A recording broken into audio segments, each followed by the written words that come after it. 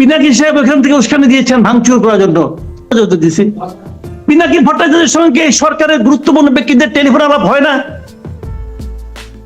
পিনাকি যেভাবে দেশ, আমি তো মাঝে মাঝে সন্দেহ করি দেশকে চালাচ্ছে, ওই বিদেশে অবস্থান ওই লোক চালাচ্ছেন, আমাদের গভর্নমেন্ট একটা আছে, আমি এই সন্দেহ করি সে যেভাবে যেভাবে চাচ্ছে এই সবকে সেভাবে তাকে সুযোগ করে দিচ্ছে।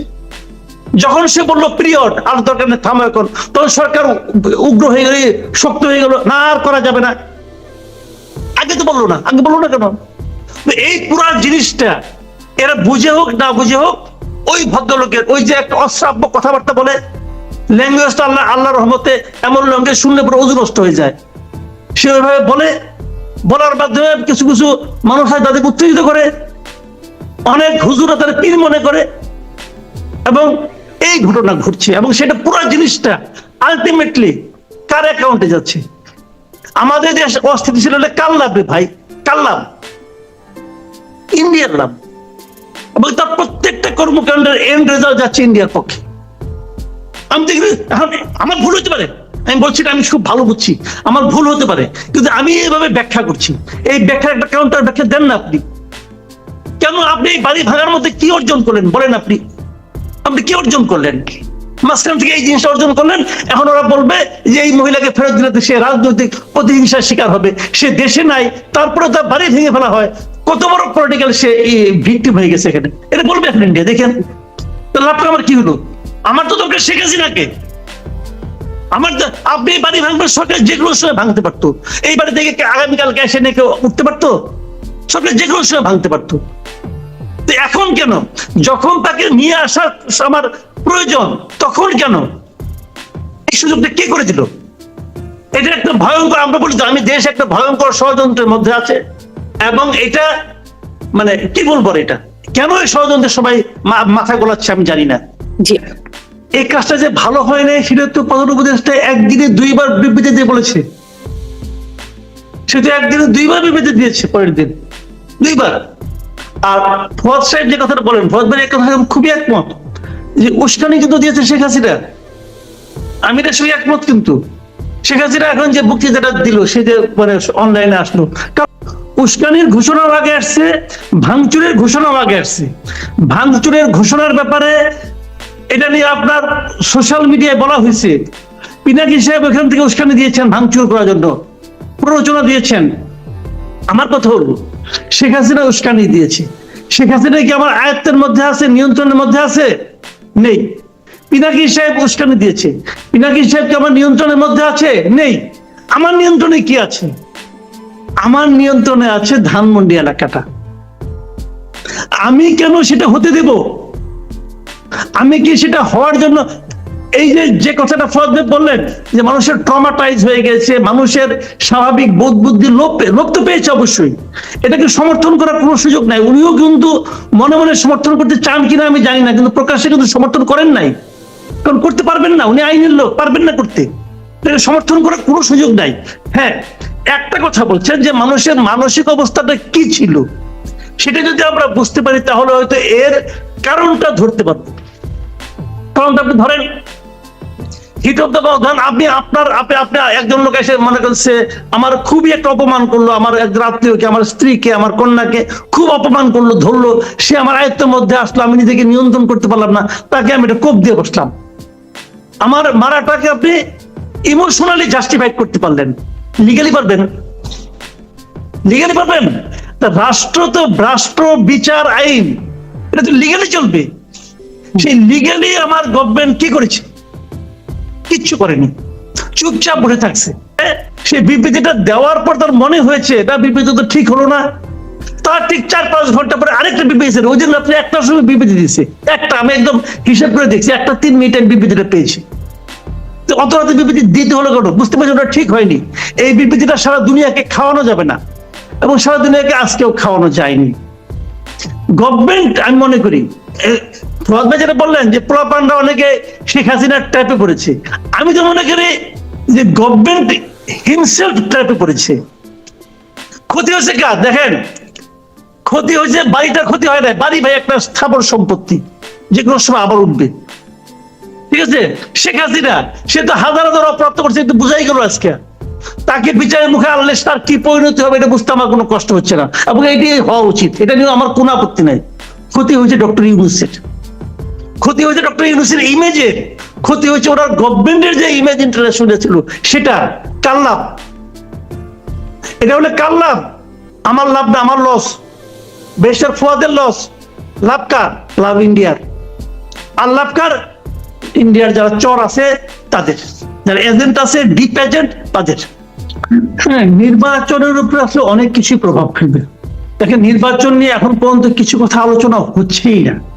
সেগুলি কিন্তু আর কয়দিন যখন নির্বাচনে একটা রোডম্যাপ ঘোষণা করা হবে, তফসিল ঘোষণা করা হবে, তখনই কিন্তু মানুষ ওই জিনিসটা জানতে চাইবে যে ওইগুলি কি। সেটা কি জানেন? প্রথম যে প্রশ্নটা উঠবে সেই প্রশ্নটা হলো, এই সরকার কি নির্বাচনের সময় নিরপেক্ষ থাকতে পারবে? যে ইঙ্গিতটা মির্জা ফখরুল ইসলাম আলমগীর কিন্তু আরো প্রায় কয়েকদিন আগেই দিয়েছিলেন। একটা সাক্ষাৎকারে উনি বলেছিলেন যদি তার নিরপেক্ষতার রক্ষা করতে না পারে তাহলে নতুন সরকারের প্রয়োজন হবে নির্বাচনের জন্য। এবং এটা এখন ইতিমধ্যে ভ্যালিড কোশ্চেন হিসাবে আমি মনে করি আসতে শুরু করেছে। আমি একটা এক্সাম্পল দিয়ে বলি যে এখন এটা স্পষ্ট হয়ে গেছে আর দু একদিনের মধ্যে ছাত্রদের একটা রাজনৈতিক দল হতে যাচ্ছে।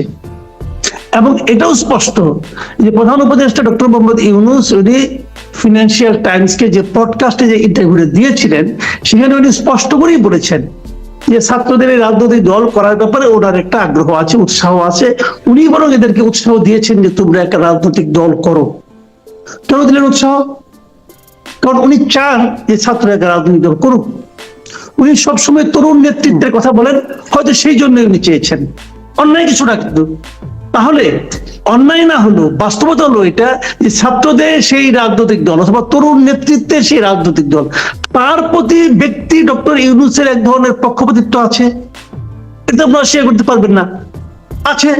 এখন যদি এই যে রাজনৈতিক ইলেকশনে অংশ নেয় এবং যদি ডক্টর ইউনূসের সরকার ক্ষমতায় থাকে, তাহলে এই সরকার প্রধান হিসাবে ওনার যে চাওয়া না চাওয়া, ওনার যে পক্ষপাতিত্ব, এটা কি সরকারের উপর প্রভাব ফেলবে না? এটা কি মাঠ পর্যায়ের প্রশাসনের উপর প্রভাব ফেলবে না? ফেলতে বাধ্য, ফেলতে বাধ্য। সেক্ষেত্রে আমি তো মনে করি যে নির্বাচনটা সামনে হতে যাচ্ছে সেই নির্বাচনটা পরিচালনার মতো নৈতিক সক্ষমতা ডক্টর ইউনূস হারিয়েছেন, এটা মনে করি। আমি যদি মনে করি, আমার ভুল হতে পারে, আমি আবারও বলছি আমার প্রত্যেকটা অপিনিয়ন ভুল হতে পারে, কিন্তু আমি যেভাবে ভাবি আমি সেটা বললাম। যদি এর কেউ পাল্টা যুক্তি দিয়ে আমাকে বোঝাতে পারে না, তারটা মেনে নেবো। আমি কিন্তু কোনো কিছু ধরে বসে থাকবো না। আমার তো ভুল হতে, আমি ক্ষুদ্র মানুষ, ভুল করতে পারি। আমি এই কথাটা আমি গত কয়েকদিন ধরেই বলছি যে আগামী নির্বাচনটা পরিচালনার মতো যে নিরপেক্ষতা প্রয়োজন, সেই নিরপেক্ষতার জায়গাটাতে ডক্টর ইউনূস আর নেই। প্রথমবার তখন উনি বলেছিলেন যে সবচেয়ে আগে সংস্কার করতে হবে, আমাদের নিজেদের সংস্কার করতে হবে। ডক্টর ইউনূস এ পর্যন্ত দায়িত্ব নেওয়ার পর যতগুলি কথা বলেছেন, এটা হলো আমার কাছে মানে $1 মিলিয়ন একটা সেন্টেন্স ছিল। এটা একটা ভয়ানক ঘটনা, ভয়ানক দৃশ্য। বেশি দূর যাওয়ার দরকার নেই, আপনি সিম্পল একটা কাজ করেন। এই সরকার 10টা ব্যবসায়ী প্রতিষ্ঠানকে চিহ্নিত করেছে যা নাকি সবচেয়ে বেশি অর্থ লোপাট করেছে, অর্থ বিদেশে রপ্তানি পাচার করেছে। 10টা কিন্তু কোম্পানি, এই 10টা কোম্পানির বিরুদ্ধে অনেকগুলো মামলা আছে, দুদকের মামলা আছে, অমুক আছে। খালি দেখেন, আপনি খালি একটা কথা খালি খবর নেন, এই 10টা কোম্পানির যত আইনজীবী আছে এরা কারা? এরা কারা? একটাও এখানে আওয়ামী লীগের আইনজীবী নাই কিন্তু। আর থাকলেও সে পিছনে মূল আইনজীবীর সামনে কারা, কোর্টের সামনে দাঁড়ায় কারা? হয় বিএনপি নয় জামাত, ওরা দাঁড়াচ্ছে। তাহলে এরা যদি দাঁড়ায়, এই 10টা ব্যবসায়িক গ্রুপের পক্ষে যদি এরা দাঁড়ায়, তখন আদালত কি হবে? আদালতে যে কথাটা ফুয়াদ সাহেব বলেন, আমি দেখেন বাস্তবতাটা খেয়াল করেন।